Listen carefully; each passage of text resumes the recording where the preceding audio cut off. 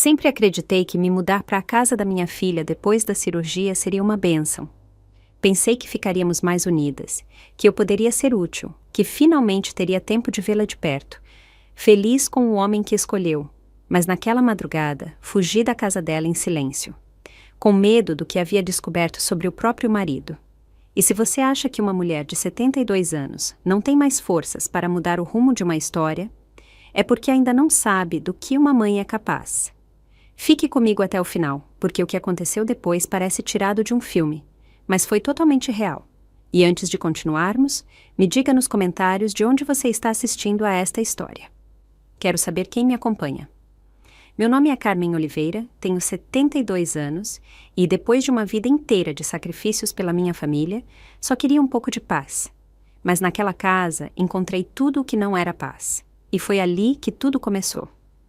Nunca gostei de depender de ninguém, nem mesmo quando quebrei o tornozelo, aos 40 anos, e me ofereceram ajuda para subir com as compras. Mas, depois daquela cirurgia no quadril, eu já não conseguia fazer tudo sozinha. Estava cansada de fingir ser forte. A Natália, minha filha, insistiu para que eu fosse para a casa dela por algumas semanas. Para você se recuperar mais rápido, mãe. Ela disse isso com carinho, sim, mas também com uma pressa estranha. Eu aceitei porque no fundo queria vê-la mais. Havia anos de distância entre nós que já não sabíamos como encurtar. Pensei que aquela temporada juntas na casa nova poderia ser uma forma de nos reconectarmos, como quando morávamos no apartamento pequenininho e jantávamos arroz e feijão assistindo novela. A casa dela era outra coisa, grande, silenciosa, perfeitamente decorada, com pisos de porcelanato que brilhavam como se ninguém jamais tivesse pisado neles. A cozinha tinha uma cafeteira dessas que fazem espuma e uma geladeira de 2 portas que parecia de hotel. Tudo cheirava a limpeza, a caro, a algo que eu não conhecia. O quarto que me deram tinha cortinas de linho, um colchão de espuma viscoelástica e almofadas bordadas com fios dourados. Sentei na beirada da cama, grata e ao mesmo tempo desconfortável, como se tivessem me colocado em um lugar que não me pertencia. Sorri, agradeci, fingi estar feliz, mas por dentro, algo em mim dizia que não ia durar muito. A Natália continuava tão trabalhadora e acelerada como sempre. Saía cedo, voltava tarde e, quando estava em casa, passava o tempo revisando contratos ou atendendo chamadas no celular, que tinha uma capinha de pérolas. Ela me dizia que o Eduardo, o marido dela, também estava feliz por eu estar ali, mas os olhos dele diziam outra coisa. Ele nunca me olhava de frente, me cumprimentava com um bom dia que parecia mais uma formalidade. Não era grosseiro, mas também não era próximo. Um dia, o ouvi rir alto na sala enquanto eu tentava tirar um cochilo. Senti algo estranho, não sei como explicar. Era como se aquela risada não me incluísse. As primeiras noites não dormi bem. A cama era confortável, sim, mas o silêncio era pesado. Meu corpo, acostumado ao barulho da rua e ao canto dos passarinhos na minha janela, não se adaptava àquele ar frio que saía do ventilador de teto. Às vezes, o aroma do difusor de lavanda que a Natália usava me dava tontura. Eu me levantava de madrugada e andava devagar pelo corredor com minha bengala, só para me sentir viva. Em uma dessas noites, vi que a luz da sala ainda estava acesa. Fui até lá, apaguei a lâmpada e fiquei um momento olhando tudo. A mesa de mármore branco, as cadeiras de veludo, os vasos de cristal lapidado, tudo tão perfeito e eu tão fora de lugar. Agradeci por ter um teto, mas me custava respirar ali. O Eduardo quase não falava comigo e, quando o fazia, usava frases curtas, mecânicas, como se minha presença o estorvasse. Um dia, enquanto comíamos, ele fez uma piada sobre a idade. Algo como, tem que ter cuidado com os mais velhos, qualquer coisa, e eles caem. Ele disse sorrindo, mas aquilo me atingiu. A Natália não reagiu, nem sequer me olhou. Perguntei a mim mesma se ela havia se acostumado tanto com o jeito dele que já não notava, ou se simplesmente não queria ver. Engoli a mágoa com um gole de água com gás. Os domingos eram os dias em que, supostamente, estaríamos juntas, mas mesmo assim se enchiam de visitas, reuniões ou planos que não me incluíam. Em um domingo em particular, vi o Eduardo preparando taças para um brinde. Ele abriu uma garrafa de espumante gaúcho, que, segundo ele, guardava para ocasiões especiais. Serviu para os amigos. Eles brindaram a um novo contrato fechado. Não me ofereceram nada, apenas me cumprimentaram com um sorriso forçado e continuaram a falar de investimentos, imóveis e viagens para o exterior. Eu fui para o meu quarto, fechei a porta, deitei sem fazer barulho e chorei baixinho, como se chora quando não se tem mais a quem reclamar. Toda vez que a Natália me falava, me chamava de mãe com carinho, mas algo no tom dela me fazia sentir que a estava incomodando, como se estivesse apressada para resolver outras coisas mais importantes. Um dia, eu disse que podia ir embora se ela quisesse mais espaço, e ela respondeu: "Não diga bobagens, mãe." Mas não me olhou nos olhos. Naquela casa, tudo era quente ao toque, mas frio para a alma. A sala de jantar era ampla, com um lustre de cristal sobre a mesa que parecia tirado de uma festa de gala. Mas ninguém me perguntava como eu estava me sentindo. Se eu dormia bem, se algo estava doendo. Às vezes, eu escrevia pequenas cartas que não entregava. Guardava-as na minha caixinha de chá vazia, como se fossem segredos de guerra. Eu escrevia o que não dizia, o que ninguém queria ouvir, o que eu já não sabia como expressar em voz alta sem me partir. Em uma delas escrevi: "Estou aqui, mas me sinto invisível." E o pior é que, embora doesse, eu estava começando a me acostumar com essa invisibilidade, porque doía menos do que esperar amor de onde ele não vinha. Preferia ficar calada a incomodar. Preferia fingir que estava bem a dizer a verdade e ver a cara de pena deles. Uma noite, depois de um dia especialmente longo, saí para o corredor só para esticar as pernas. Parei na sala, tudo estava impecável como sempre. Sentei um momento no sofá de veludo azul marinho. Olhei para o lustre de cristal que pendia do teto e, enquanto as luzes dançavam nos reflexos, percebi algo. O Eduardo nunca me chamou pelo nome, nunca disse Carmen, nunca disse sogra. Ele apenas se referia a mim como ela.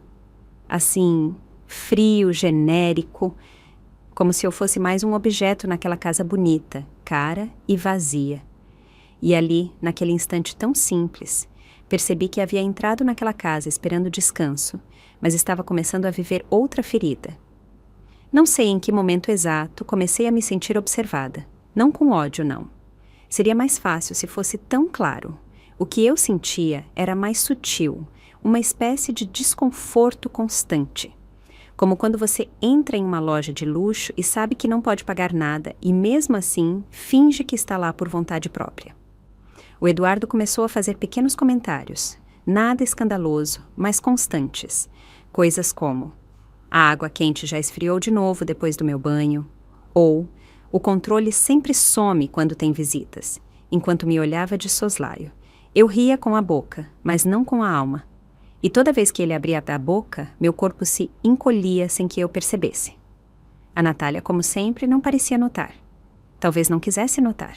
Eu a observava de longe, tão absorta no trabalho, nas reuniões por videochamada, nos papéis sobre a mesa de mármore, que mal percebia que eu existia na mesma casa. Às vezes, quando estava muito cansada, ela se aproximava de mim e dizia: "Está confortável, mãe?"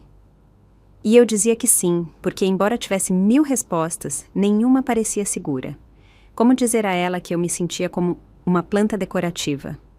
Como confessar que a única pessoa que me falava todos os dias era a cafeteira, que fazia aquele barulhinho de vapor antes do café do Eduardo?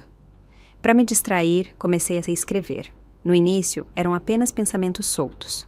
Depois, viraram cartas, algumas para a Natália, outras para mim.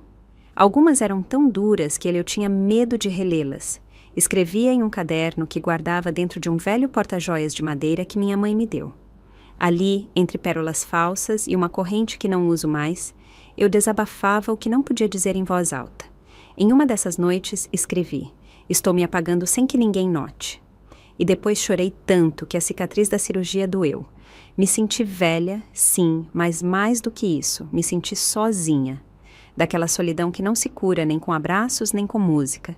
O Eduardo tinha rotinas precisas. Chegava da academia, tomava banho, usava um perfume forte, um desses importados, com notas amadeiradas que enchiam todo o corredor, e depois se instalava no sofá para ver notícias de economia. Toda vez que eu passava por ele, aquele cheiro me atingia. Não era que cheirava mal, não. Era que cheirava a julgamento, a superioridade, a exclusão. como se o perfume dele dissesse: "Este é o meu território." Um dia, o ouvi dizer a Natália que estava estressado por ter que dividir o espaço. Ele não mencionou meu nome, mas o olhar dele, aquele que ele lançava com as sobrancelhas levantadas e a boca apertada, me disse tudo. Uma noite, sem querer, o ouvi falando ao telefone. Eu estava indo para a cozinha beber água e o ouvi na sala, com a voz baixa, mas clara. Ele ria. Aquela risada de dentes cerrados que me dava arrepios. Disse: "Ela não dura muito aqui. Fica tranquila, já é quase nossa." Fiquei paralisada. Me encostei na parede para que ele não me visse. Senti um frio percorrer as minhas costas que não tinha nada a ver com o ar-condicionado. Ele estava falando de mim? Da casa? Da Natália? Eu não sabia. E essa incerteza me consumiu por dentro mais do que qualquer certeza. A partir daquele dia, comecei a observar mais. Ouvi os silêncios, os tons de voz, as portas que se fechavam devagar. Tudo me parecia estranho. A Natália falava menos, se distraía mais. Ela me perguntava por que eu não tinha fome, e quando eu dizia que só queria uma sopinha, ela respondia sem me olhar: "Como você quiser." Eu queria perguntar o que estava acontecendo, o que ela estava sentindo, mas não encontrava o momento. Toda vez que eu tentava abrir a boca, o Eduardo entrava com seu cheiro de madeira cara, sua camisa impecável e seu ar de dono do mundo. E eu me calava, como tantas vezes me calei na vida. Comecei a ter medo de fazer barulho, medo de ocupar espaço. Eu acordava antes de todo mundo, só para não coincidir com ele no banheiro. Me vestia em silêncio, me movia como uma sombra. Havia dias em que nem meu reflexo queria me ver. Até o espelho do banheiro me devolvia uma imagem embaçada, como se ele também tivesse decidido me esquecer. Em um dos meus escritos, coloquei: "Estou me apagando." E isso me doeu mais do que a ferida cirúrgica. Porque essa, pelo menos, tinha pontos. A minha era uma hemorragia interna que ninguém atendia. Em uma tarde de quinta-feira, enquanto varria devagar a varanda com vista para o jardim, vi o Eduardo abraçando a Natália por trás. Ela sorriu com aquele sorriso quebrado que a gente põe quando sabe que deveria estar feliz, mas não consegue. O Eduardo a beijou na bochecha. Eu os vi de dentro, por trás do vidro. Me senti como uma estranha em uma casa que ajudei a pagar. Porque sim, embora ninguém diga, trabalhei a vida toda para que ela pudesse estudar, para que tivesse aquele diploma que agora pendurava na parede do escritório, como se tivesse se pendurado sozinho. Naquela noite, depois de jantar salmão com crosta de amêndoas e vinho branco, fui para o meu quarto sem dizer nada. Fechei a porta, apaguei a luz e rezei. Não por mim, por ela, pela Natália, porque algo me dizia que nem tudo estava bem, que por trás daqueles móveis elegantes e daquela louça de porcelana, havia algo que estava se quebrando e que ninguém, nem mesmo ela, queria admitir. Voltei a sonhar com a minha antiga casa, pequena, sim, mas cheia de fotos tortas e risadas desorganizadas. Acordei chorando, sequei as lágrimas com a beirada do lençol e prometi a mim mesma que no dia seguinte falaria com a Natália, diria o que estava sentindo, contaria o que ouvi, mostraria que ainda tinha voz. Mas o dia seguinte nunca chegou como eu imaginei. Nunca me importei com festas grandes. Nunca quis presentes embrulhados em papel brilhante nem bolos de vários andares. Sempre acreditei que o amor verdadeiro se mostra nos gestos pequenos, em uma xícara de café quente, em uma flor cortada do jardim, em um "eu estava pensando em você", dito sem motivo. Por isso, quando acordei naquele dia e soube que era meu aniversário, não esperava muito. Talvez um abraço, talvez um bilhete escrito à mão, desses que ninguém mais faz. Mas em vez disso, a primeira coisa que ouvi foi a voz do Eduardo na cozinha dizendo: "De novo sem leite de amêndoa. Que bagunça." E senti de novo aquele tipo de frio que não se tira com cobertor. A Natália saiu do quarto um pouco depois, já arrumada com aquele vestido de seda que usa quando tem reuniões importantes. Ela me deu um beijo rápido na testa, como se beija uma criança quando se está atrasado, e disse: "À noite, jantamos." "Sim, você merece algo bonito." E saiu correndo, deixando para trás aquele aroma de perfume floral com fundo de baunilha que me partia o coração, porque eu já quase não a sentia em casa. Fiquei na cozinha com a xícara de cerâmica entre as mãos, me perguntando se ela realmente tinha se lembrado ou se foi apenas uma cortesia aprendida.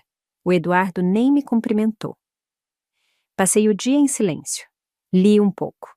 Andei com dificuldade pelo corredor. Sentei na varanda, olhando o limoeiro que eles plantaram no jardim. Um limoeiro decorativo que não dá frutos, mas que fica bonito ao lado das cadeiras de vime e das almofadas cor de marfim. Em algum momento, o Eduardo saiu apressado. Carregava uma sacola branca da boutique Maison Elora, uma loja de luxo onde a Natália costuma comprar seus sapatos de salto. Achei curioso. Talvez fosse para ela, pensei. Talvez ele tivesse comprado algo para o meu aniversário e estivesse escondendo. Mas ele voltou 2 horas depois, sem nada nas mãos. Naquela noite, a sala de jantar estava arrumada como se fosse um jantar formal. Taças de cristal lapidado, guardanapos de linho, velas aromáticas. A Natália sorriu para mim. Fiz risoto de lagosta, mãe. E por um momento me senti amada, juro. Sentei na cadeira com encosto estofado, respirei fundo e agradeci por dentro. Falamos pouco. A Natália perguntou como eu me sentia. Eu disse, bem. O Eduardo fez um brinde breve e frio. Ele levantou a taça com vinho chileno e disse, à saúde. Não mencionou meu nome. Não disse feliz aniversário. Nem uma única palavra que me colocasse no centro daquela mesa.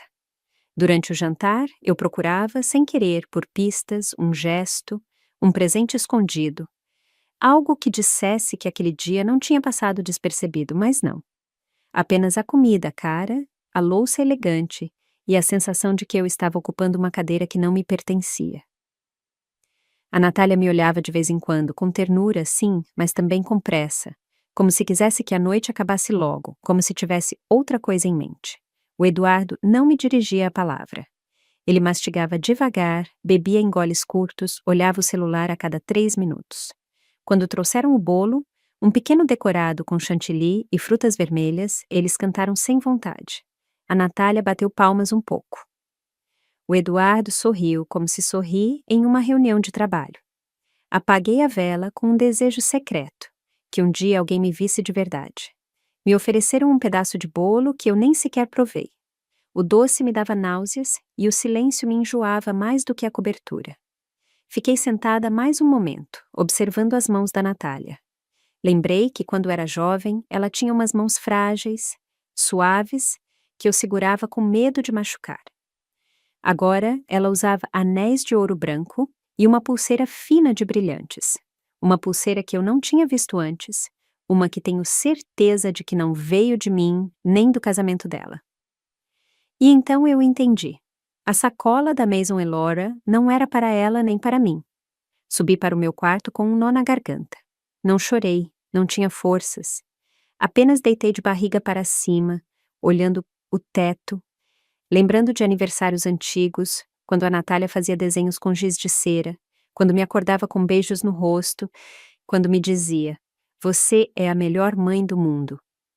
E me perguntei quando exatamente eu deixei de ser, em que momento passei de ser o centro do universo dela para ser apenas mais um quarto na casa. De madrugada, levantei para ir ao banheiro. Ao voltar, passei pelo escritório. A porta estava entreaberta. Sobre a escrivaninha, vi a sacola branca, dobrada e vazia. Ao lado dela, um recibo de joia, e debaixo, uma caixa aberta, sem nada dentro. Fechei a porta sem fazer barulho. Voltei para a minha cama com os pés gelados e o coração pior, porque não doía por não ter recebido um presente.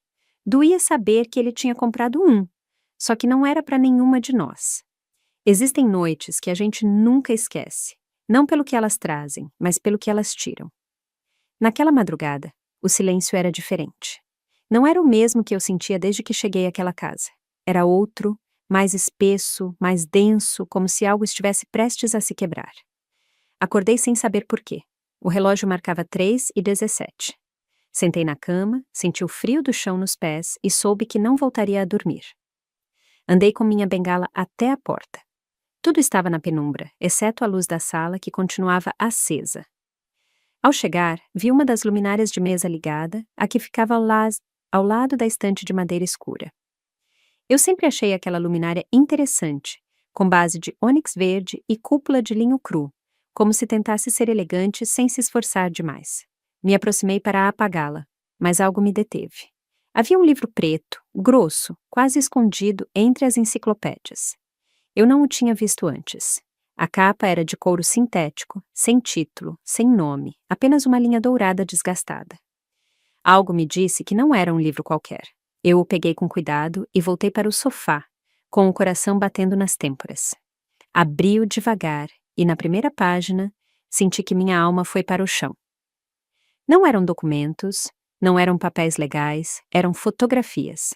Dezenas de fotografias, todas coloridas, perfeitamente impressas. Na primeira, o Eduardo aparecia abraçando uma mulher jovem, com cabelo castanho claro e um sorriso largo.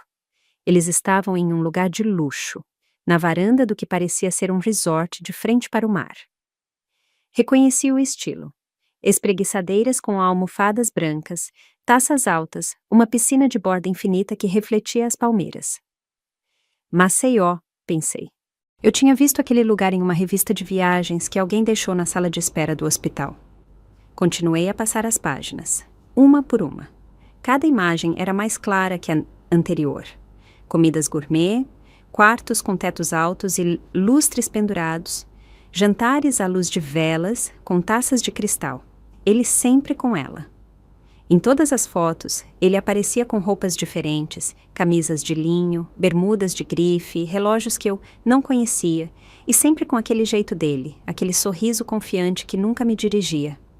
Levei a mão à boca como se isso pudesse impedir o que eu já sabia, como se tapar o rosto evitasse que o mundo se desmoronasse sob os meus pés.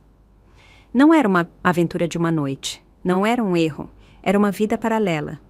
Um projeto construído com tempo, dinheiro e mentira. Algumas fotos eram recentes, muito recentes. Uma mostrava um jantar à luz de velas em frente a uma garrafa de espumante gaúcho, desses que o Eduardo guardava para ocasiões especiais. Outra, tirada em uma boutique de luxo, mostrava uma sacola muito parecida com a que eu vi no meu aniversário. Aquela que chegou em casa e depois desapareceu. No meio das páginas, encontrei algo pior do que as fotos. Eram pequenos bilhetes escritos à mão, frases curtas, sem assinatura, mas com uma caligrafia suave, arredondada, que não era da Natália. Em um, dizia: "Não aguento mais ter que te dividir, sinto sua falta toda noite." Em outro: "Quando for só nosso, tudo vai ser melhor." Minhas mãos tremiam, o coração batia no pescoço e na última folha, quase no final do álbum, li uma frase que me gelou o sangue. "O plano está quase pronto, ela já não suspeita." Senti náuseas, como se o chão se inclinasse, como se o ar se tornasse tóxico. Fechei o álbum de repente, o apertei contra o meu peito. Eu não sabia se era medo, raiva ou desolação o que me percorria. Talvez tudo junto. Levantei devagar, com a alma em cinzas. Guardei o álbum onde o encontrei. Apaguei a luminária e voltei para o meu quarto sem olhar para trás. No caminho, não parava de repetir para mim mesma: "Não pode ser, não pode ser, não pode ser." Sentei na cama olhando para a escuridão. As lágrimas não saíam. Estavam presas em algum lugar entre o peito e o estômago. Quis gritar. Quis acordar a Natália, quis correr, mas minhas pernas não respondiam. A traição não era só com a minha filha. Era com tudo o que construímos, com tudo o que ela acreditou, com tudo o que eu protegi por anos. Era como se tivessem entrado na nossa história com os pés sujos e pisoteado tudo. E mesmo assim, em meio à dor, meu instinto foi protegê-la. Eu não sabia por quê, mas soube que não ia dizer nada ainda, porque a Natália dormia em paz, porque não fazia ideia, porque se eu abrisse a boca naquela noite, nada voltaria a ser igual. O que você faria se descobrisse uma traição assim, mas a vítima é a sua própria filha? Você contaria tudo ou ficaria calada para não partir o coração dela? Existem cheiros que se cravam na memória como se fossem navalhas. Não me refiro aos cheiros bons, como o de pão recém-assado, o amaciante de roupa limpa, ou o perfume que meu marido usava quando voltava do trabalho e me abraçava por trás.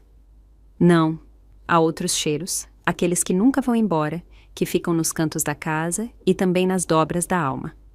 Desde que vi aquele álbum maldito, comecei a notar. era um perfume forte, amadeirado, com um fundo metálico, o mesmo que eu sentia no pescoço do Eduardo toda vez que ele passava perto, o mesmo que aparecia como uma sombra em cada fotografia com aquela mulher. Me custava respirar quando ele estava por perto. Já não era apenas desconforto, era medo, um medo mudo, agudo, que se instalou no meu estômago como uma pedra. E o pior é que comecei a notar coisas que antes não via, o jeito que a Natália abaixava o olhar quando ele falava, o tom que ele usava com ela quando estavam sozinhos, mais seco, mais frio. Me perguntei quantas vezes ela tinha fingido felicidade na minha frente só para não me preocupar. Quantas vezes os sorrisos dela foram pontes quebradas, quantas vezes ela precisou de mim e eu, por respeito ao espaço dela, decidi me calar. O Eduardo continuava a usar aquele perfume todos os dias. Eu o sentia desde que ele saía do banheiro, perfumado até o pescoço, com aquela camisa branca perfeitamente passada e os sapatos lustrosos como se fossem espelhos. Às vezes, ele descia falando ao telefone, outras, simplesmente se sentava na sala com o notebook e me ignorava. Mas eu o via. Via os gestos, as pausas. Eu o observava como se observa uma serpente, não porque eu acreditasse que ele me faria mal diretamente, mas porque agora eu o sabia capaz de destruir quem fosse, se isso servisse aos interesses dele. Tentei falar com a Natália algumas vezes. Perguntei se estava tudo bem. Ela respondeu com um claro, mãe, automático, enquanto revisava papéis na mesa. Eu a vi exausta, com olheiras, com os ombros caídos. Me ofereci para fazer um chá. Ela disse que não. Me ofereci para sair para caminhar. Só nós duas. Ela disse que tinha que trabalhar. Sentei no sofá sem dizer nada, mas por dentro eu gritava. Queria que ela me olhasse, que me dissesse algo, que se abrisse, mas ela parecia cada vez mais longe de mim e eu mais perto de uma verdade que não sabia como entregar a ela. Uma manhã, enquanto lavava os pratos, porque, embora estivesse em recuperação, precisava me sentir útil, encontrei um lenço entre a roupa suja. Não era da Natália, não era meu, era de seda branca com bordas cinzas e as letras bordadas. SG. Segurei-o no ar como se fosse uma prova de laboratório. Minhas mãos tremiam. Eu o cheirei. Era o mesmo perfume, o mesmo que me perseguia em cada corredor da casa. Guardei o lenço no meu roupão sem saber por quê. Talvez por necessidade de não enlouquecer, porque quando ninguém acredita em você, uma prova é um salva-vidas. Naquela noite, me tranquei no meu quarto. Tirei o álbum da cabeça porque não podia voltar a vê-lo. Eu o tinha gravado na memória. Cada imagem, cada sorriso deles, cada frase escrita. Fechei os olhos e recitei como uma reza sombria. Ela já não suspeita. Levantei, abri a janela. O ar fresco acariciou meu rosto. Respirei fundo e prometi a mim mesma que não ia ficar de braços cruzados. Que se a Natália não podia ver, eu ia encontrar uma forma de abrir os olhos dela, porque uma coisa é respeitar a vida dela e outra muito diferente é vê-la sendo traída com luxo e cinismo sob o mesmo teto em que eu respirava. O Eduardo chegou tarde. Ouvi a porta se abrir e a voz dele dizendo: "Não posso falar agora, estou em casa." Ele não me cumprimentou.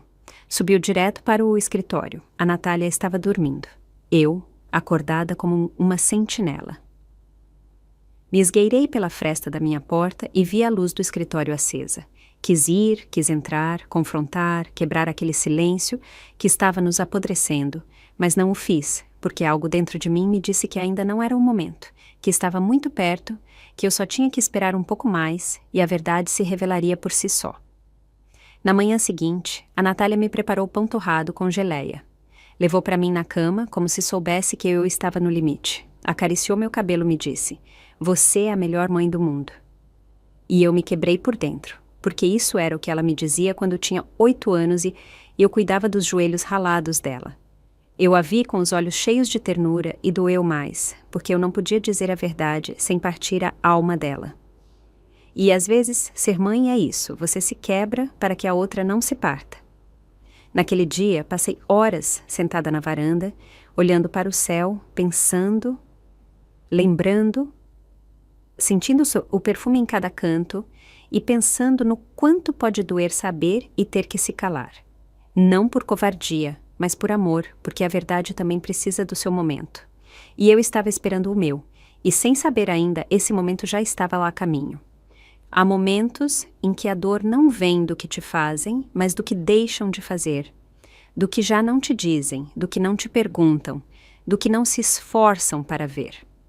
Naqueles dias, a Natália começou a mudar. Não de forma escandalosa, não, mas havia algo no jeito dela de se mover, de falar, de olhar para o chão, que me dizia que ela estava travando uma batalha interna, uma que ela não sabia como nomear.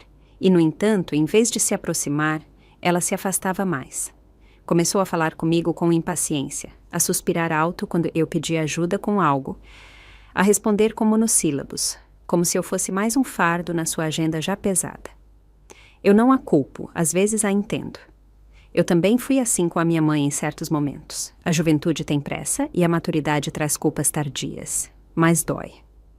Dói quando uma filha que você criou com pão quente e o abraço do seu próprio corpo te olha como se você estivesse atrapalhando, como se você não tivesse mais voz, nem lugar.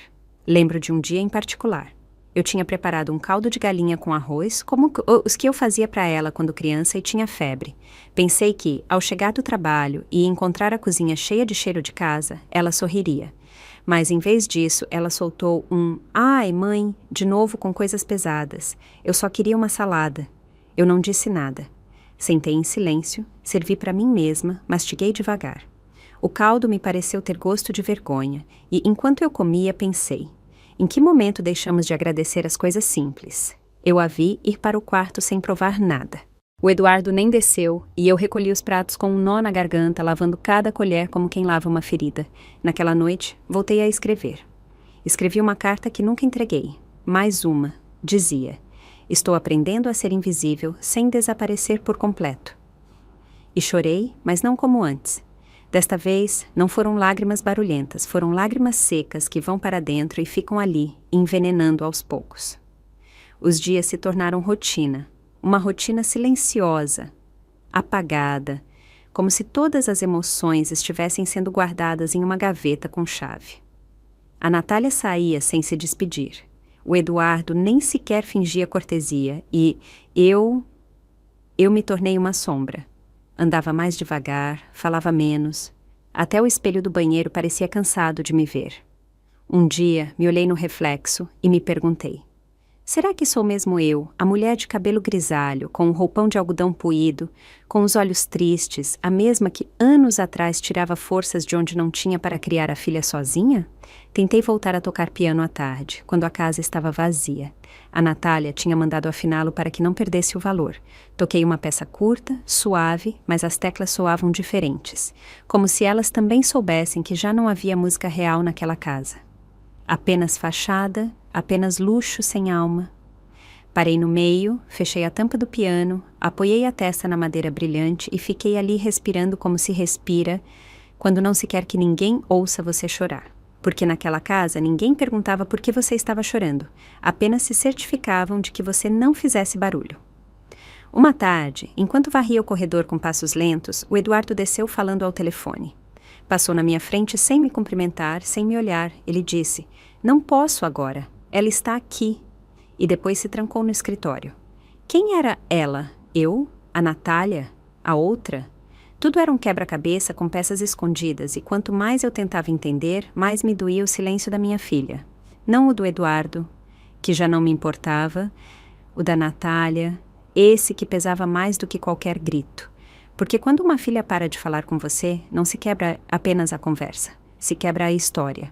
Lembro que naquela noite não consegui dormir, levantei para beber água. Ouvi barulhos na cozinha, fui devagar. Era a Natália. Comia cereal direto da tigela. Os olhos dela estavam inchados. Eu me aproximei devagar, toquei no ombro dela.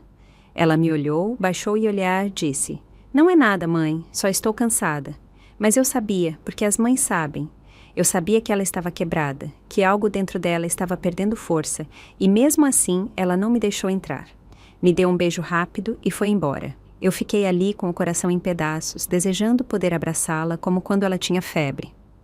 O pior é que eu já não sabia se devia falar, se devia mostrar o álbum, se devia contar o que vi, se devia quebrar o mundo dela para salvar a vida dela, porque uma verdade maldita pode se tornar uma arma. E eu não queria ser a que daria o primeiro tiro. Então engoli minha verdade, guardei-a como tantas coisas na vida, como quando o pai dela nos deixou e eu nunca disse o quanto chorei, como quando o dinheiro não dava para o uniforme e eu fingia que tinha esquecido de comprá-lo, como quando meu corpo doía, mas, mesmo assim, eu cozinhava a comida favorita dela. Esse silêncio era mais um, só que agora doía diferente. E então aconteceu. O Eduardo, desajeitado pela primeira vez, deixou o celular cair na sala. Eu estava ali, ajeitando umas almofadas. O celular caiu com a tela para cima, ligada, mostrando uma foto dela, da mesma mulher do álbum, na piscina, com óculos de sol e um maiô branco. Aquela piscina, aquele sorriso, aquele inferno disfarçado de paraíso. O Eduardo pegou-o rápido, como se nada tivesse acontecido. Não me olhou. Mas eu já não precisava vê-lo, porque naquele segundo soube que o tempo do silêncio estava prestes a acabar. Existem verdades que não se buscam. Elas te encontram, entram no seu ouvido sem permissão, e você nunca mais consegue tirá-las. Naquela manhã, eu só queria água. O sol ainda não tinha nascido por completo e a casa estava naquela calma falsa que precede o barulho. Eu andei com cuidado pelo corredor, sentindo o frio na sola dos pés. E, ao passar pela cozinha, vi o celular do Eduardo vibrando sobre a bancada de mármore branco. Vibrou uma vez, depois outra e outra, até que escorregou para a beirada e quase caiu. Por instinto, eu o peguei. Ia deixá-lo no lugar, mas a tela se acendeu sozinha, e sem pensar, atendi. A velha já saiu. A voz era feminina, jovem, serena, carregada de uma confiança que não deveria ter existido. Fiquei muda com o telefone no ouvido e a respiração suspensa. Do outro lado, silêncio. Depois, está aí, amor. Minha mão tremeu. Fechei os olhos, desliguei a chamada sem dizer uma única palavra. Deixei o celular onde estava, como se queimasse. Me apoiei na parede. Senti que o coração batia nos meus ouvidos. Era ela, a do álbum, a que sorri com a certeza de quem acredita que já venceu. E naquele momento, eu soube que não tinha mais dúvidas. Tudo o que eu vi, o que suspeitei, o que escrevi em silêncio era verdade. Voltei para o meu quarto devagar, fechei a porta, sentei na cama e chorei. Não como quem está triste. Chorei como quem está farta, como quem se cansou de guardar, como quem acaba de confirmar que a casa onde vive está podre desde os alicerces. Quis acordar a Natália. Quis sacudi-la e dizer: acorda, filha, estão rindo da sua cara. Mas não o fiz porque não sabia como, porque me doía tanto como se fosse comigo que estivessem quebrando a vida, porque eu não queria que ela me odiasse por abrir os olhos dela. Às vezes, as pessoas amam tanto a mentira que quem a revela se torna o inimigo. Passei o resto do dia como se nada tivesse acontecido.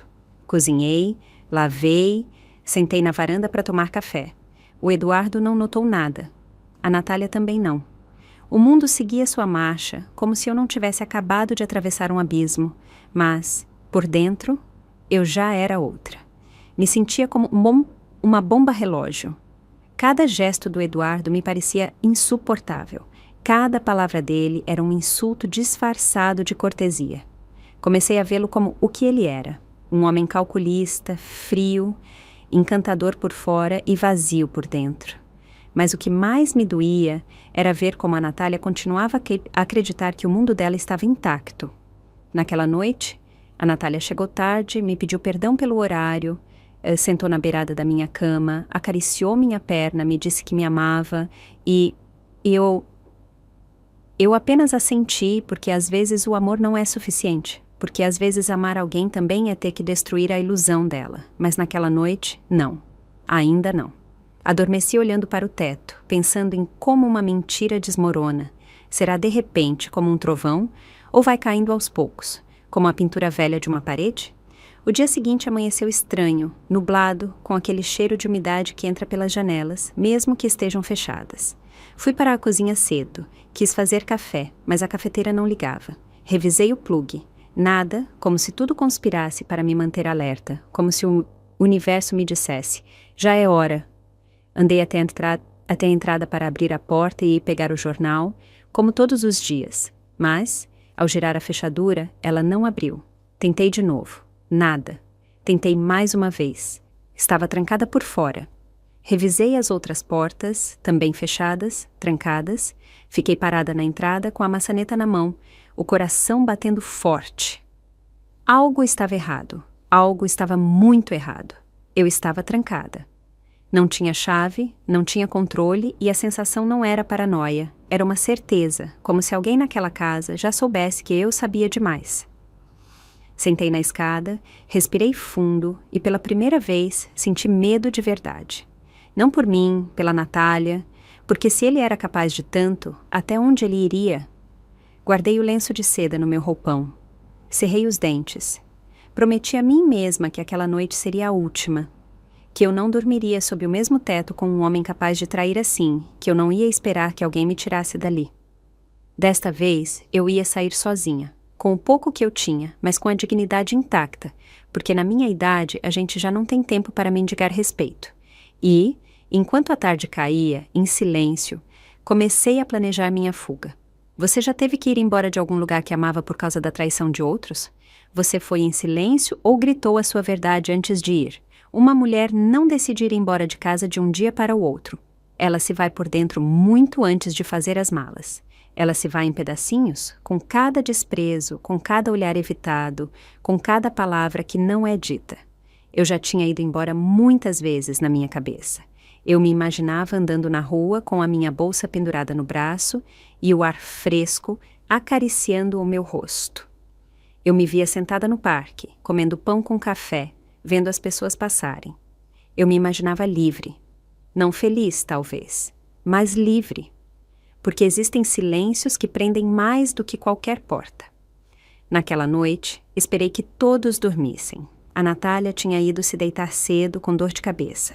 O Eduardo estava no escritório, assistindo a algum filme com fones de ouvido. Eu não acendi nenhuma luz. Me movi pela casa como um fantasma. Peguei minha pequena bolsa de mão, onde eu tinha minha identidade, um pouco de dinheiro, uma medalha que minha mãe me deu e o lenço de seda que encontrei como uma lembrança. Como uma prova, como um símbolo de tudo o que não merecíamos. Vesti o casaco de lã cinza, aquele que cheira a cânfora e a lembranças, e respirei fundo. Abri o armário, onde eu guardava os documentos do hospital, minhas receitas e uma foto da Natália quando ela tinha 5 anos, aquela em que ela usa tranças e uma blusa de boneca. Eu a peguei. Coloquei-a no meu peito, não por nostalgia, mas para me lembrar por que valia a pena protegê-la, mesmo sem a permissão dela. Passei pela sala sem olhar para o álbum. Não precisava vê-lo. Eu já o tinha tatuado na minha cabeça. Fui até a porta da frente. Tentei uma vez, nada, mas eu já sabia. Então fui para o corredor de serviço. Estava sem chave. Abri devagar, saí, fechei a porta sem fazer barulho e então soube que não havia volta. Liguei para um táxi do meu celular. Esperei na esquina. O ar estava fresco, o céu limpo, os postes de luz iluminavam com aquela luz laranja que não esquenta, mas acompanha. Sentei na calçada de mármore polido, uma que o Eduardo mandou instalar para dar uma boa impressão. Eu ri baixinho porque naquele momento a única impressão que me importava era a minha. E pela primeira vez em muito tempo, me senti orgulhosa de mim mesma. Orgulhosa por não ter gritado, por não ter destruído tudo, por simplesmente ter ido embora, porque às vezes ir em silêncio é a forma mais elevada de dignidade.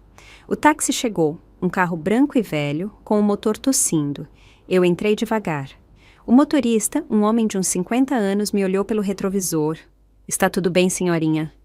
Assenti, mas não consegui dizer nada, porque, embora estivesse convencida da minha decisão, também sentia que algo se quebrava dentro de mim, como se meu corpo soubesse que acabara de atravessar uma fronteira sem retorno. O carro arrancou. Deixei para trás aquela rua elegante, aquelas casas com jardins perfeitos, aquela fachada que escondia uma mentira de luxo. E, enquanto nos afastávamos, senti que estava deixando para trás não apenas uma casa, mas uma parte de mim que nunca mais voltaria. Pedi para ele me levar à casa da Luciana, uma amiga da minha juventude. Não falávamos muito, mas ela sempre me dizia: se um dia você precisar de algo, venha. E eu me agarrei a essas palavras como um náufrago a uma tábua. Quando chegamos, já era quase 2 da manhã. Toquei a campainha com medo. Esperei e lá estava ela, com seu roupão de flanela e seus chinelos cor-de-rosa. Ela me olhou, não perguntou nada, me abraçou, me deixou entrar e eu chorei. Chorei na sala dela, no sofá de veludo verde, entre almofadas com cheiro de lavanda e paredes cheias de quadros com frases que antes me pareciam cafonas, mas que naquela noite me salvaram. Dormi como não dormi há semanas, não pela cama, que era dura, nem pelo silêncio, que não existia, porque os caminhões passavam de vez em quando, mas porque eu já não tinha que fingir, já não tinha que proteger ninguém. Já não tinha que suportar o perfume do Eduardo enchendo a casa como um veneno. Finalmente eu podia respirar. Acordei ao meio-dia. A Luciana me preparou café com leite, colocou um pão doce na mesa e me perguntou: "O que você vai fazer agora?" Eu não soube o que dizer, apenas sorri porque pela primeira vez em muito tempo eu tinha opções. Passei os dias seguintes na casa dela, escrevendo mais cartas, lendo livros emprestados, olhando pela janela. Meu corpo ainda doía, mas era uma dor diferente. Uma que avisa que a ferida está se fechando, que o pior já passou. E então, um dia, sentada na varanda da Luciana, vendo as folhas secas voarem com o vento, decidi que não ia ficar calada, que não ia me esconder, que se eu tivesse que quebrar algo, que fosse o silêncio. E foi assim que fiz aquela ligação, uma só, a mais importante de todas. Natália, eu preciso te ver. Nunca pensei que um encontro com a minha filha me deixaria tão nervosa. Naquela manhã, acordei cedo. Vesti o suéter azul claro de botões perolados. Aquele que a Natália sempre dizia que me fazia parecer mais velha. Me perfumei de leve, apenas algumas gotas atrás das orelhas. Não porque quisesse parecer forte, mas porque queria me sentir digna. Pedi um táxi e dei o endereço do Café Viena, um que fica em frente a um parque com mesas de mármore branco e cortinas longas de veludo verde. Antes de continuar, se esta história está tocando o seu coração e você quer continuar a descobrir relatos cheios de emoção, aprendizado e transformação, se inscreva no canal. Cada história que compartilhamos tem alma e talvez alguma delas ajude você a curar algo que nem sabia que precisava curar. Clique em inscreva-se e continue este caminho junto com a gente. Eu escolhi aquele lugar porque sempre o sonhei como cenário de conversas importantes, mas jamais imaginei que ali eu partiria o coração da minha filha. Cheguei antes, sentei perto da janela, pedi um chá de frutas vermelhas e um pão de amêndoa. Minhas mãos tremiam. Eu tinha um envelope amarelo dentro da minha bolsa, aquele que comprei na papelaria da esquina. Dentro, as fotos, os bilhetes, a cópia do recibo, tudo. Eu o olhei 2 vezes antes de sair de casa. Toda vez que eu o fechava, algo em mim dizia: não há volta. Mas também algo mais forte respondia: é agora ou nunca, porque a verdade não se vence com o tempo, apenas com coragem. A Natália chegou 10 minutos depois. Ela estava com o cabelo arrumado como sempre. Impecável, com sua blusa de seda branca e uma pasta na mão. Sorriu ao me ver, mas foi um sorriso diferente, mais pequeno, mais cansado. Sentou na minha frente, pediu um latte com leite de aveia e disse: que bom te ver, mãe. Eu estava preocupada. Assenti, mas não respondi. Tirei o envelope da bolsa e o coloquei sobre a mesa. Deslizei-o para ela. Não disse nada. Porque às vezes as palavras só atrapalham. Porque quando a ferida é profunda, o silêncio é a única linguagem possível. Ela olhou para o envelope, depois me olhou, abriu-o, começou a ver os papéis. Primeiro as fotos, depois os bilhetes, depois o recibo. O rosto dela não mudou. No início, eu a vi apertar os lábios, depois piscar mais do que o normal e, finalmente, deixar a pasta cair no chão. Os dedos dela tremiam, a respiração mudou. Ninguém no café notou. Ninguém viu como o mundo da minha filha desmoronava em uma mesa para 2 com toalhas limpas e talheres dourados. Ninguém ouviu como o coração dela se partia enquanto tocava música instrumental ao fundo. Desde quando você sabe disso? Ela perguntou. A voz dela estava baixa, como se custasse a falar. Há semanas, eu disse. e não pude evitar que minha voz tremesse. Por que você não me contou? Porque eu queria ter certeza. E por que se calou, filha? Era menos doloroso do que te ver assim. Ficamos em silêncio. Longas pausas entre um gole e outro. Em algum momento, a Natália cobriu o rosto com as mãos. Os ombros dela se moviam como se ela tentasse conter algo que já não cabia no peito. Eu toquei no pulso dela. Ela não disse nada, apenas o deixou ali. E pela primeira vez em muito tempo senti que não estávamos tão longe, que ela ainda me deixava estar, que o amor não tinha ido embora por completo. Então eu disse a ela, com tudo o que me restava na alma: eu encontrei por acidente, mas ficar calada teria sido te trair mais do que ele. A Natália levantou o olhar. Os olhos dela estavam vermelhos, mas secos. Ela me olhou com uma mistura de dor e ternura. Assentiu e naquele gesto, sem dizer, ela me agradeceu, não com palavras, com dignidade, porque existem verdades que não se agradecem na hora, se agradecem com o tempo, e eu estava disposta a esperar pelo tempo dela. Quando nos levantamos da mesa, o sol já caía sobre as calçadas do parque. Andamos juntas até o táxi, ela não disse mais uma palavra. Entrou, fechou a porta e, antes de ir, me olhou pela janela. Não com rancor, não com raiva. Ela me olhou com um tipo de tristeza que não pede explicações, apenas espaço. E então eu soube que a tempestade estava apenas começando. Existem conversas que uma mãe nunca ouve, mas sente. Ela as adivinha no corpo, no estômago, nas costas. Naquela noite, depois do café, eu soube que a Natália ia confrontá-lo. Ela não me disse, não me ligou, mas eu senti. Como se sentem os tremores antes que a terra se rache. Voltei para a casa da Luciana, vesti o camisola de algodão que não aperta na cintura e me deitei no sofá com uma manta de tricô por cima. Tentei ler, mas as palavras não se organizavam. O coração batia como se quisesse fugir do peito. Doía não saber, não poder estar lá, não poder proteger. Passei horas imaginando o momento. A Natália, entrando em casa com o envelope na mão, fechando a porta, olhando para ele, perguntando, exigindo, e ele negando tudo, fingindo, chorando, se fosse preciso, porque o Eduardo era especialista nisso, na culpa calculada. Ele sabia exatamente quando dizer o que você queria ouvir. Existem homens assim, eu aprendi tarde, que não se ajoelham por arrependimento, mas por estratégia. E me angustiava pensar que a Natália, tão nobre, tão disposta a acreditar, cairia naquele teatro barato que já nos fez aplaudir com a alma partida. Perto das 10 da noite, meu telefone vibrou. Uma mensagem curta. Eu o confrontei. Ele disse que são apenas fantasias, que estou imaginando tudo. Fiquei gelada. Fantasias. Agora o amor de outra pessoa era fantasia.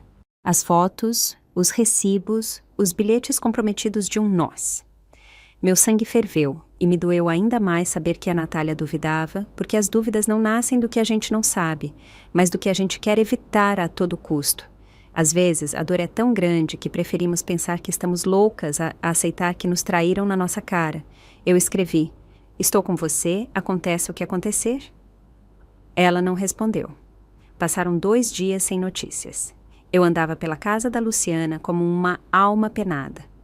Eu me debruçava na janela a todo instante. Sentava, levantava, sentava de novo.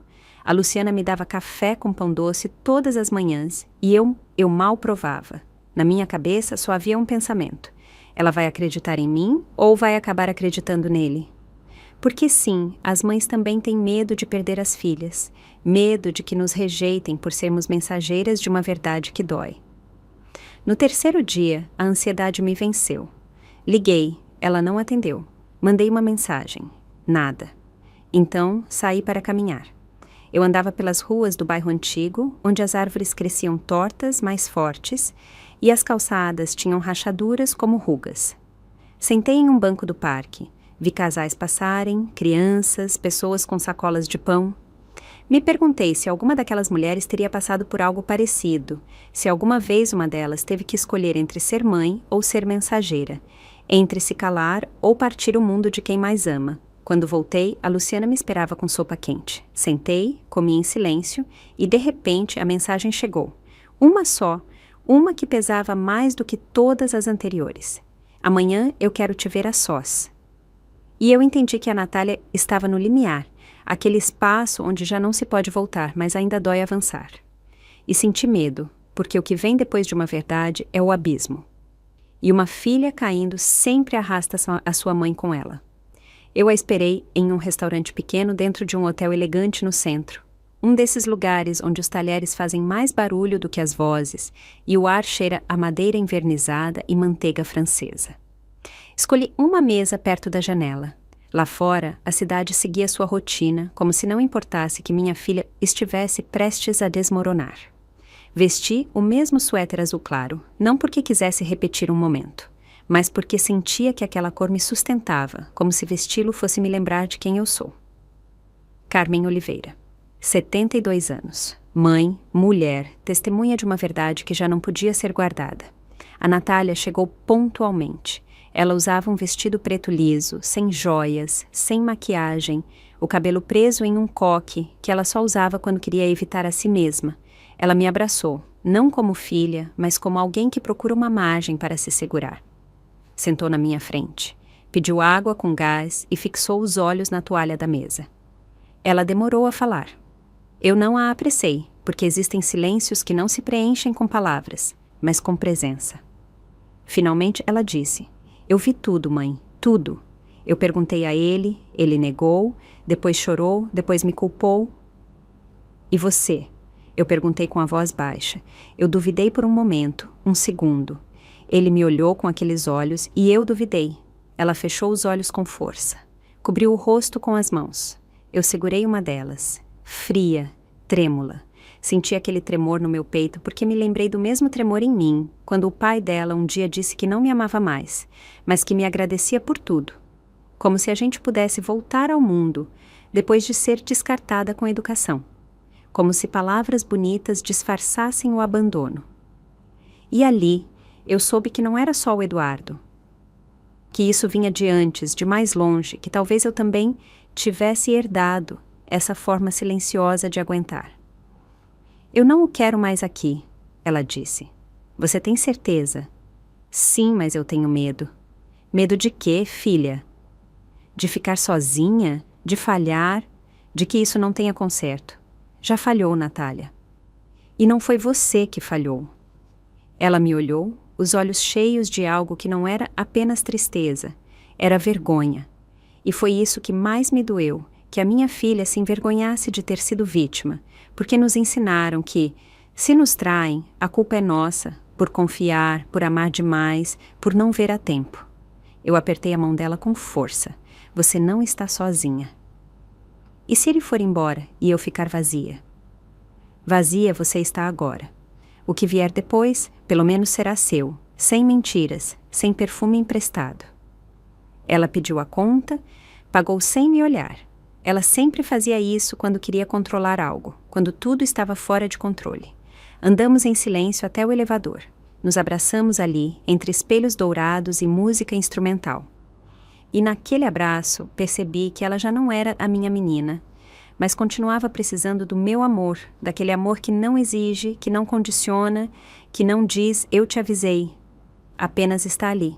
Ao sairmos do hotel, a Natália me olhou e disse: "Vou pedir para ele ir embora. Desta vez, para sempre." Eu a olhei, acariciei o rosto dela, a senti e, por dentro, pedi perdão. Não pelo que fiz, mas por não ter ensinado a ela antes a escolher a paz acima do costume. Voltar para a minha casa foi como voltar para o corpo depois de uma longa dor. Ela estava ali, igual a antes. A cerca baixa, a porta de madeira, os tijolos com manchas de sol e tempo, mas eu já não era a mesma. Abri com a minha chave antiga, a de sempre, aquela que pesava na bolsa como se fosse uma âncora. Entrei sozinha, arrastando a mala pequena que a Luciana me ajudou a arrumar. A casa cheirava a mofo e abandono, mas também a promessa. Deixei tudo sobre a cadeira da sala de jantar e me sentei. Respirei fundo. Senti o peito se encher de um ar diferente. Finalmente, era meu. Passei os primeiros dias em silêncio, percorrendo cada canto, tirando o pó, abrindo janelas, lavando os pratos guardados. A cortina da cozinha continuava rasgada, pendurada de um lado. O vaso de flores estava vazio, a cama dura, o espelho do banheiro embaçado pelo tempo. Mas tudo me falava com ternura, como uma casa que não recrimina, apenas espera. Aos poucos, fui devolvendo a vida a ela. Comprei cortinas novas cor creme com bordado simples. Troquei os lençóis por uns de algodão branco. Voltei a usar minhas xícaras favoritas. Cada gesto era um ato de retorno. Fui ao viveiro do bairro e comprei uma roseira. Eu a escolhi com cuidado. Pétalas vermelhas, folhas firmes. O vendedor me ofereceu uma maior, mais cheia, mas eu escolhi a pequena, a que tinha brotos recém-visíveis. Gostei de pensar que, como eu, ela ainda tinha muito a dar. Cheguei em casa, coloquei luvas, peguei a pá velha e comecei a cavar. A terra estava dura, seca, como o meu coração dias atrás, mas cavei com paciência, com força, com aquela fé que tem as mulheres que sobreviveram a muitas tempestades. Plantei-a bem debaixo da janela do meu quarto. Falei com ela, disse que estava em casa, que ela ia crescer bonita, que não tinha pressa. Coloquei água com açúcar, como minha mãe me ensinou. Fiquei ali sentada em frente a ela, vendo o sol se filtrar entre as folhas, e pensei: estou aqui sozinha, mas não vazia. E me abracei por dentro, porque pela primeira vez em meses já não tinha medo de ouvir meus próprios pensamentos. Alguns dias depois, tirei o piano do lençol que o cobria. Eu tinha parado de tocar desde que meu marido morreu. Mas naquela tarde, com as janelas abertas e o vento movendo as cortinas novas, senti vontade. Sentei, testei algumas notas. O som era fraco, mas estava vivo. Toquei uma melodia antiga, dessas que a Natália cantava quando era criança, e chorei. Chorei sem tristeza. Chorei de alívio, de retorno, de gratidão, de me saber inteira, mesmo que quebrada em alguns lugares. Naquele mesmo dia, comecei a pensar em dar aulas. Não por dinheiro, mas por companhia, porque ensinar música é também semear algo nos outros.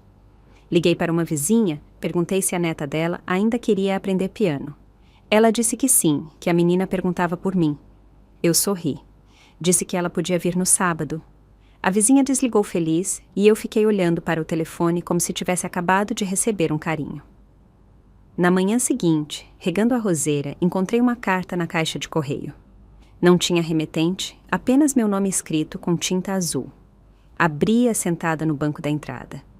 Aquele que pintei de branco anos atrás. As primeiras linhas eram claras. Reconheci a letra na mesma hora. O Eduardo pedia perdão. Dizia que tinha perdido tudo, que tinha entendido tarde, que a Natália era a melhor coisa que tinha acontecido a ele, que não esperava voltar, mas precisava dizer. Dizia também que ainda amava e que se um dia eu pudesse, que lhe explicasse o que ele não soube cuidar. Não senti raiva, não senti pena, senti algo que não senti há muito tempo. Indiferença.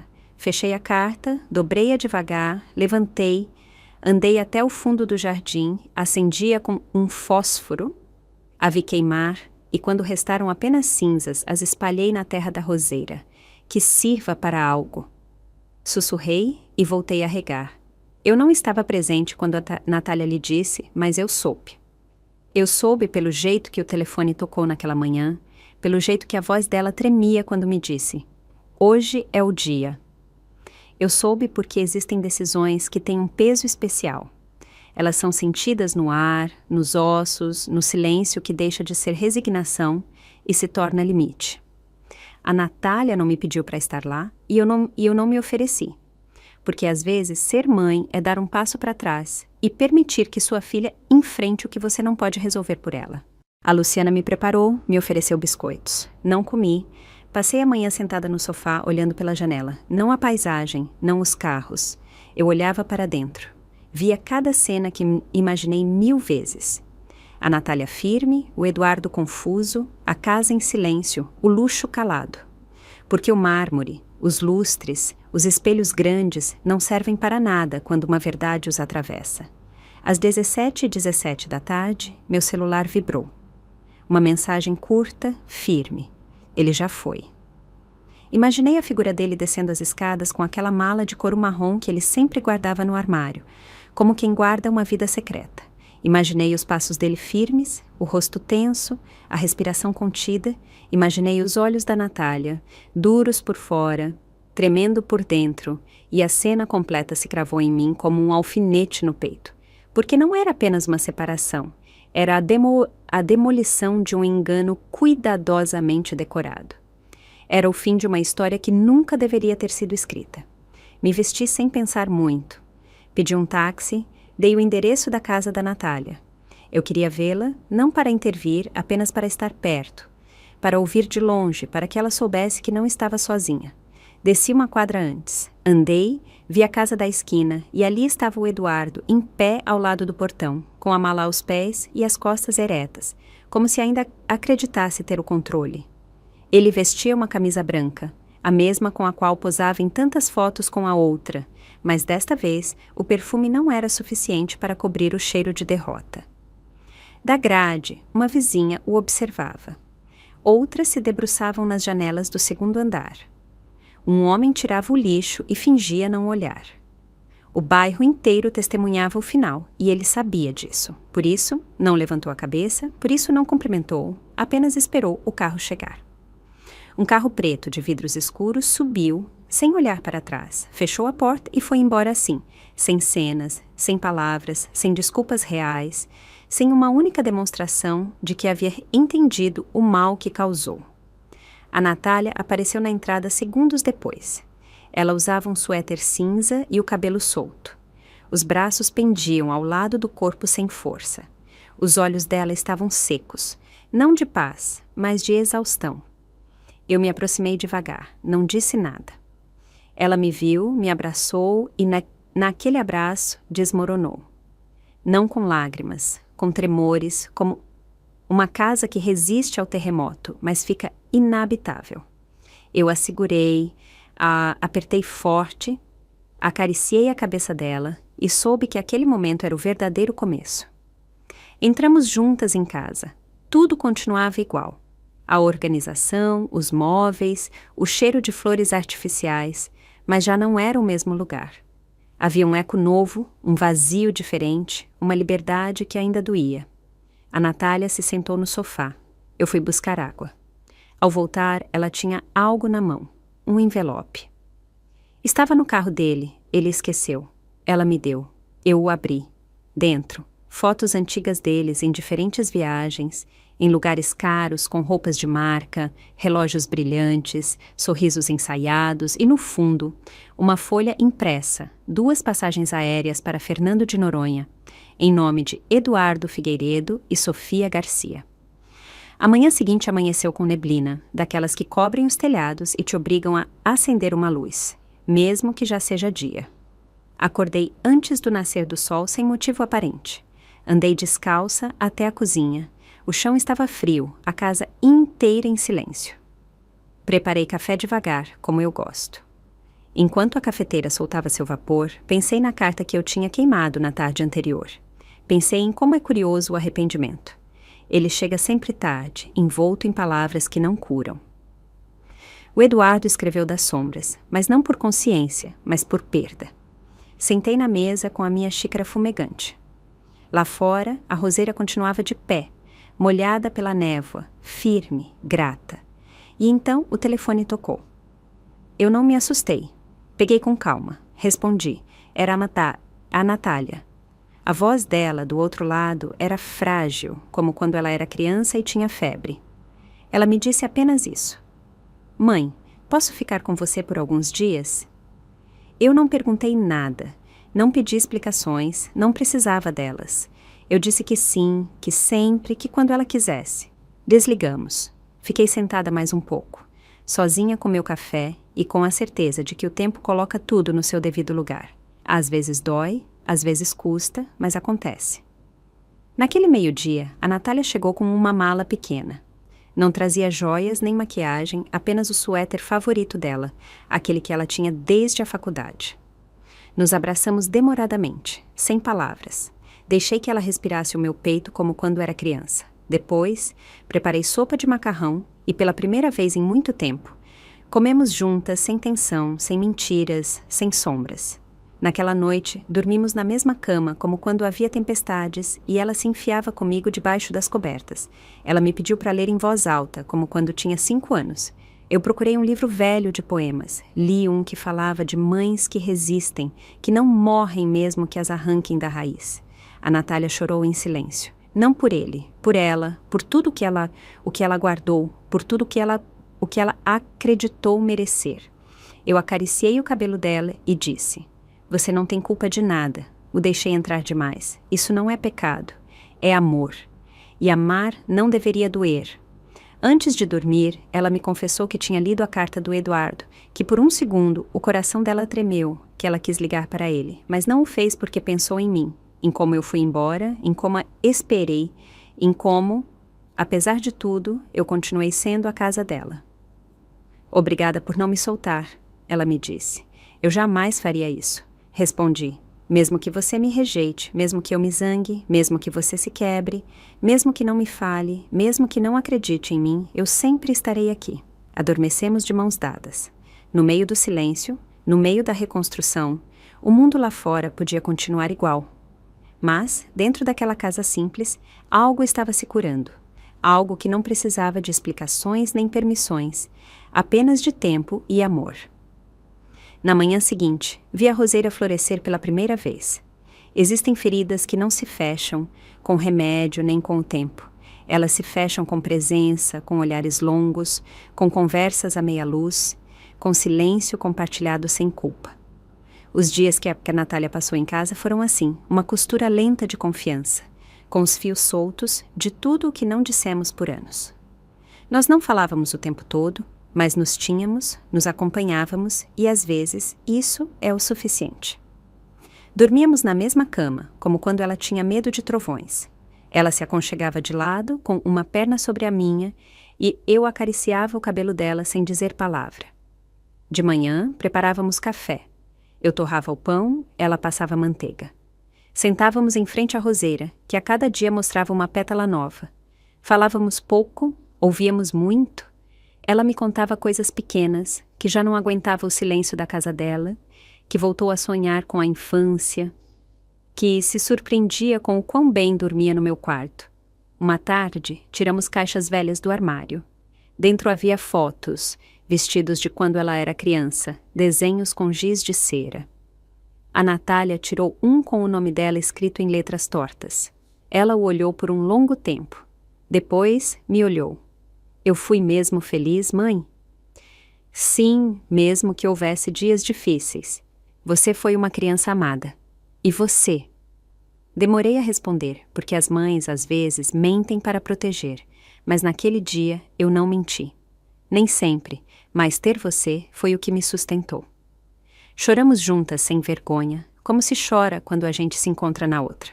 À tarde, assistíamos a filmes antigos, comíamos pipoca, às vezes falávamos durante o filme, às vezes adormecíamos no sofá. Ela voltou a usar meu roupão de flanela, aquele que ela dizia ser feio, mas agora não o tirava. Eu voltei a cozinhar as comidas favoritas dela: sopa de lentilha, torta de frango com requeijão, pudim com canela. Cada receita era uma ponte, cada cheiro uma memória resgatada do pó. Uma manhã, enquanto regávamos o jardim, a Natália ficou em silêncio em frente à roseira. As pétalas vermelhas já estavam abertas. Ela se abaixou, tocou nelas com a ponta dos dedos. É a mais bonita que eu já vi, porque ela cresceu no meio de ruínas, eu disse. Ela me olhou, depois se aproximou e me abraçou. Demoradamente, com força, como quando tinha 5 anos. As palavras dela me queimaram o peito.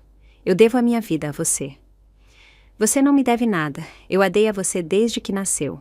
Naquela noite, quando tudo já estava em calma, sentei ao piano. Toquei uma melodia lenta.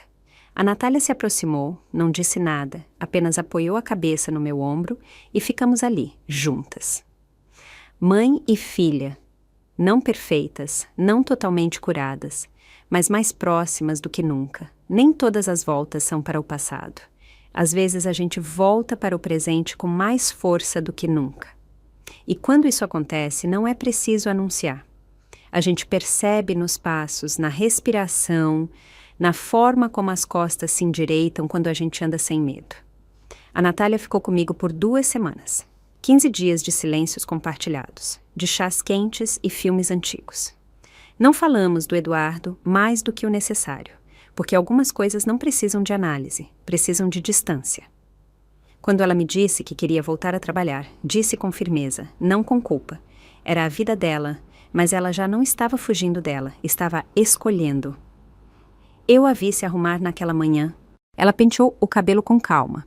Passou pouca maquiagem, escolheu uma blusa bege lisa, elegante, sem decote. Colocou os brincos pequenos, os de ouro branco que eu dei a ela no dia em que ela se formou. Pegou a bolsa preta com aquele movimento que eu conhecia desde que ela era adolescente. Aquele gesto de quando uma mulher sai para o mundo se sentindo um pouco mais dona de si mesma. Ela me abraçou antes de ir. Um abraço longo, forte, sem barulho. Ela me prometeu que viria todo fim de semana e eu acreditei. Não porque ela disse, mas porque eu senti nas mãos dela. Naquela mesma tarde, comecei a limpar o quarto extra, aquele que sempre tinha estado cheio de caixas, tapetes dobrados e lembranças que ninguém tocava. Eu tirei tudo, abri as janelas, sacudi a poeira da alma, coloquei flores secas em um vaso de barro vermelho que eu tinha guardado há anos. Eu o transformei em uma pequena sala de música, nada extravagante, apenas sincera.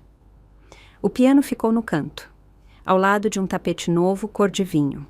Nas paredes, pendurei partituras amareladas marcadas pelos meus dedos de outros tempos. Eu não precisava de mais do que isso, espaço e vontade. E vontade, finalmente, me sobrava. Toquei por horas, deixei que os dedos me lembrassem quem eu era. Não uma mãe traída, não uma mulher mais velha, não uma vítima. Toquei como quem volta ia falar depois de muito tempo se calando. Cada nota era uma palavra que eu não tinha dito em voz alta, porque depois de tudo o que vivi, entendi algo muito profundo. O silêncio não era um refúgio, era uma jaula. E naquele dia, com cada tecla que eu tocava, senti que estava abrindo uma fresta. Eu estava respirando de novo. No sábado seguinte, a Sofia chegou, 8 anos, tranças mal feitas, mochila transbordando de desenhos.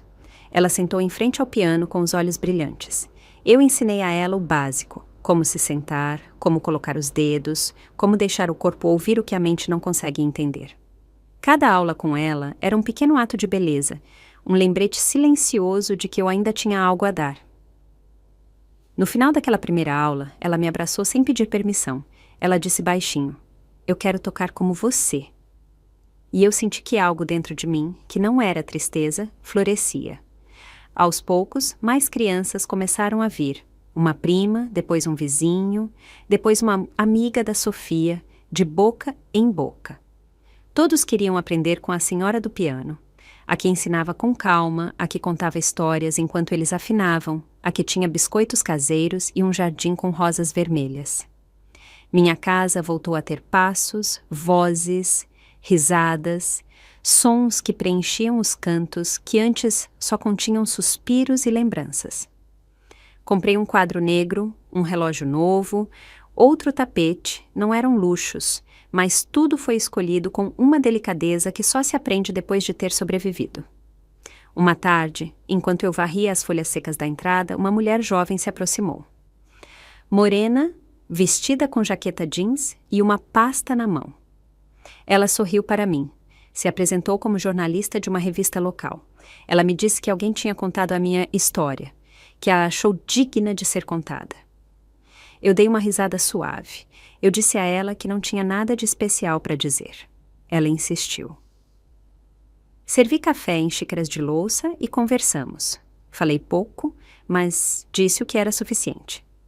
Que fui mãe, que me quebrei, que fui embora, que voltei, que plantei uma roseira porque precisava ver com meus próprios olhos que ainda podia florescer. Uma semana depois, ela me trouxe a revista. Na capa, uma foto em preto e branco. Minhas mãos sobre o piano, enrugadas, mas firmes.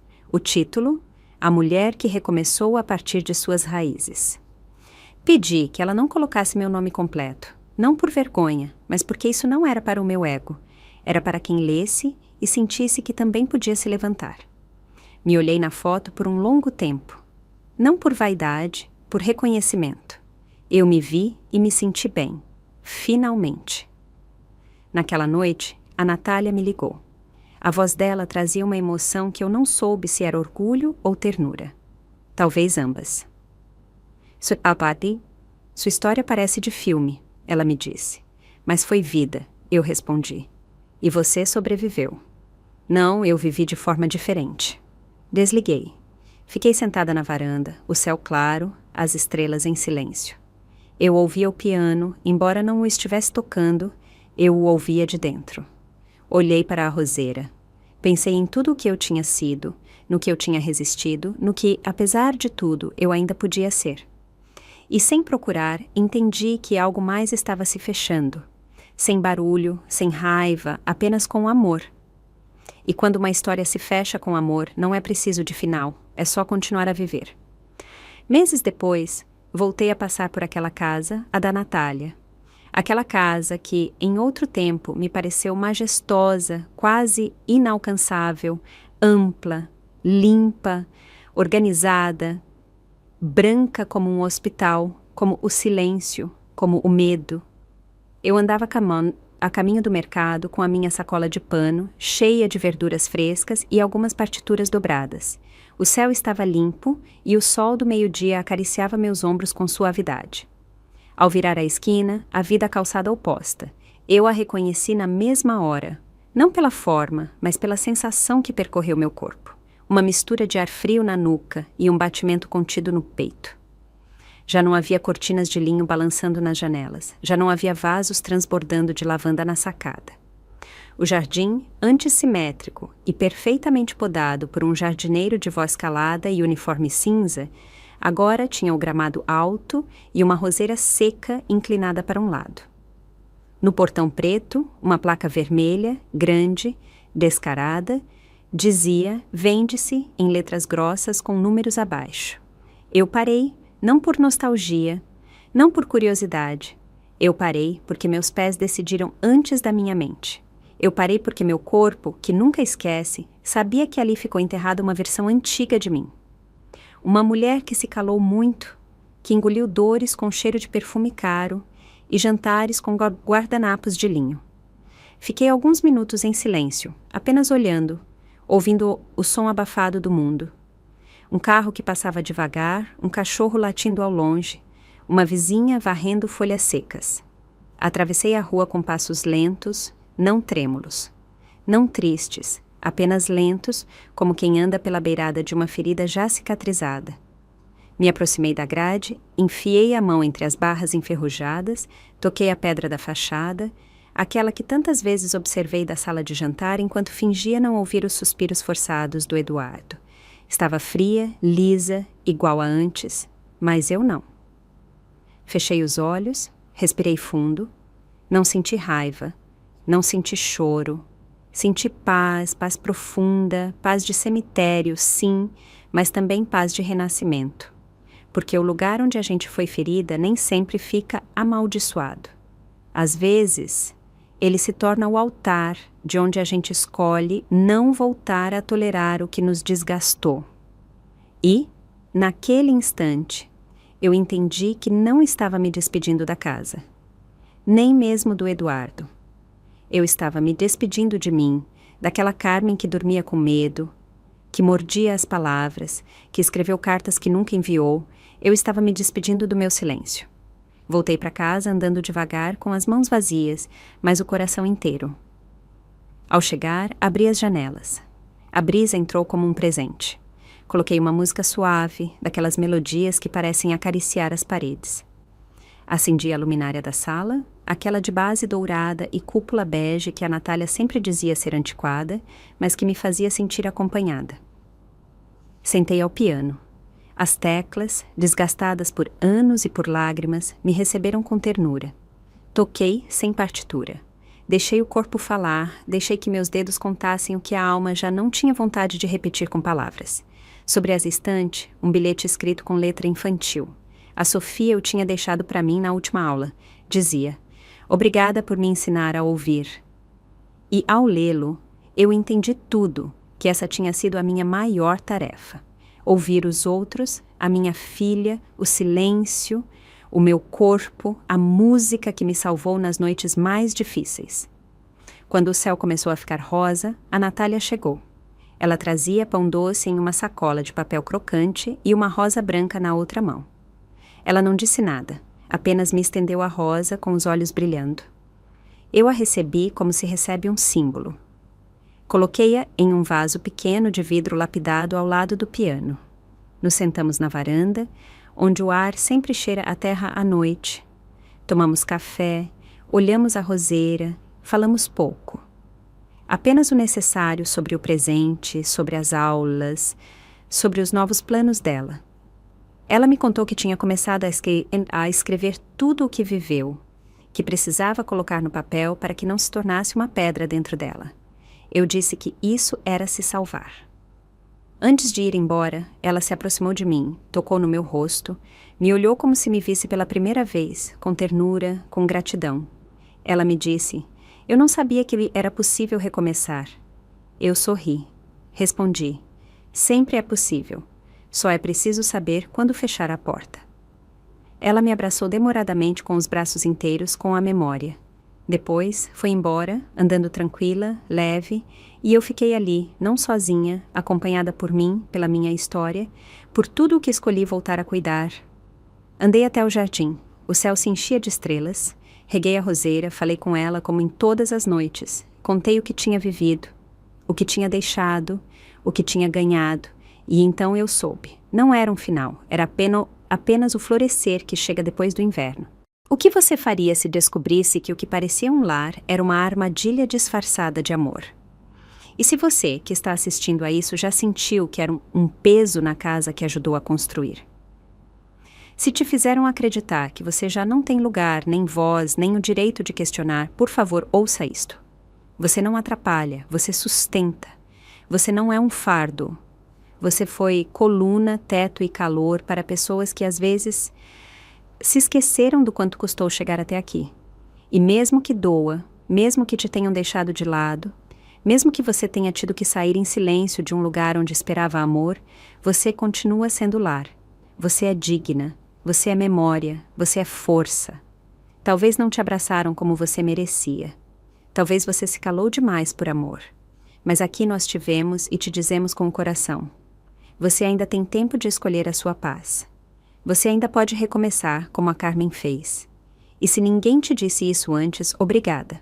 Obrigada por tudo o que você fez. Obrigada por continuar aqui. O mundo precisa de mais abraços como o seu. E quando a gente aprende a caminhar com a cabeça erguida, até a solidão se transforma em liberdade. Se esta história tocou seu coração, se inscreva no canal e nos conte nos comentários. Você já sentiu que seu silêncio protegeu alguém mais do que a si mesma? A vida ensina de mansinho, sempre avisa. Se inscreva no canal e dê um like no vídeo para acompanhar histórias de mulheres fortes, silenciosas e cheias de cicatrizes que o tempo não apagou. Porque por trás de cada olhar maduro existem segredos que ainda ardem.